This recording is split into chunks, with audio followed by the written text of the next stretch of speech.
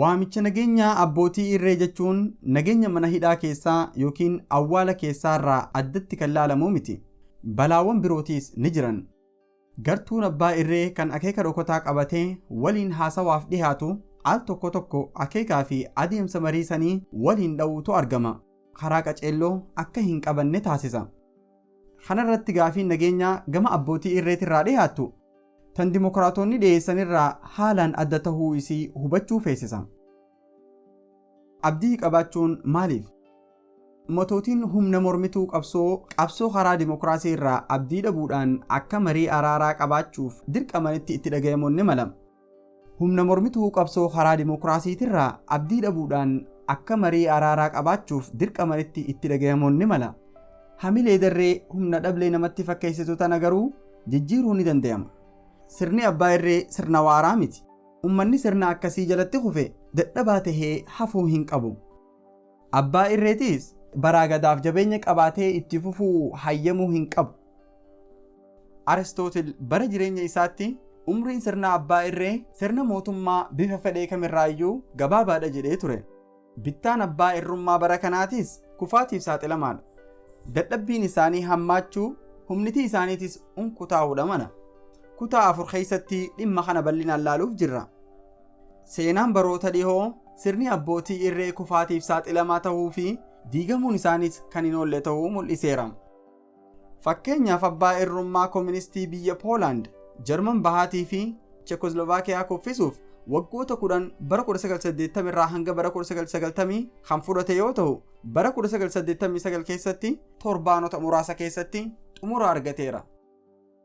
El Salvaadorii fi Guaatimaalaatti qabsoo ummatoonni bittoota abbaa irree waraanaa tahan irratti karaa nagayaatiin taasisan torbaanota 2 keessatti injifannoo ummataatiin goolabame. Iiraan keessatti humna waraana isaatiin kan sodaatamaa ture sirni Shaah baatiiwwan muraasa keessatti raawwateef abbichi irree Filipiins kan Maarqoos jedhamu akkasuma qabsoo ummanni karaa nagayaatiin irratti taasiseen bara 1986tti torbaanota keessatti gombifame.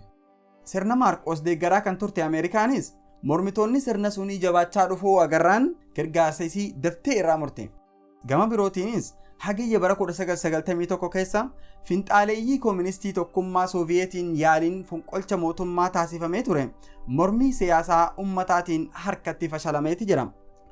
Sunii asiis ummatoonni addunyaa hedduun qabsoo wal fakkaataa taasisaniin torbaanotaa fi ji'oota muraasa keessatti bilisummaa isaanii gonfataniiru. Ilaalchi dullachii qabsoon qawweedhaan oofamtu bu'aa saffii argamsiifti. Tan karaa nagayaatiin godhamtu garuu yeroo dheertuu fudhatti jedhu har'a bakka hin qabu. Kunis fakkeenyota reefuu tarreessine keessatti mirkanaa'eera.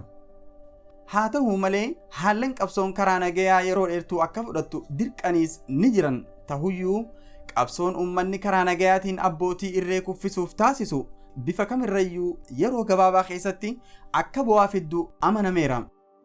Injifannoo goonfachuuf qabsoo taasifamu keessatti mariin araaraa filmaata tokkicha qofaa miti. Akkuma kutaa duraa keessatti ilaalletti warra nagayaa fi bilisummaa hawwaniif filmaanni biraatis ni jira.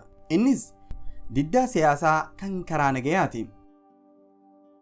هيا السلام عليكم ورحمة الله تعالى وبركاته بلين خيا خبجمو قالي أكمل جيا فيا رايسين جتشا إن شاء الله رانتنا وننجتشو بربادو سجنتاتنا أسرتين دابو بربادا نوف كل شاسين جتشا مالف جنان نموني سجنتاتنا هردفن إرغودان وان ليسارو فنيف أنلين وان هردفتوني دام ستولتو جالتشان ديمني وان إسنفتها وان إسن جمتشيسا وان غرتي نشاط ان هردفتني واي رابر تملي وان نشاط ان هردفني غرتي information وان ببريدا في خيساك اباتولي وان نشاط ان هردفني اسن تفيدون فدو اتفوفون فدو اكا اسن مرقانان نشاط ان هردفتني بربادا سنيفو انس كتابه خنا اسرتين دابو مرتيسه ان شاء الله يو برباچساته فولدرا اتديبو ملا غافا برباچساته اتديبي تفوفون ملا إن شاء الله سجنتالي داداتي ولد ديبنا عرف نجين ناتورا غويان خيسان غويا غاري غويا ملكي غويا رزقي غويا غمچو غويا غدي اسين رافودا مو غويا غمچو من خيسان قبتو اسين فاتو اسين جچا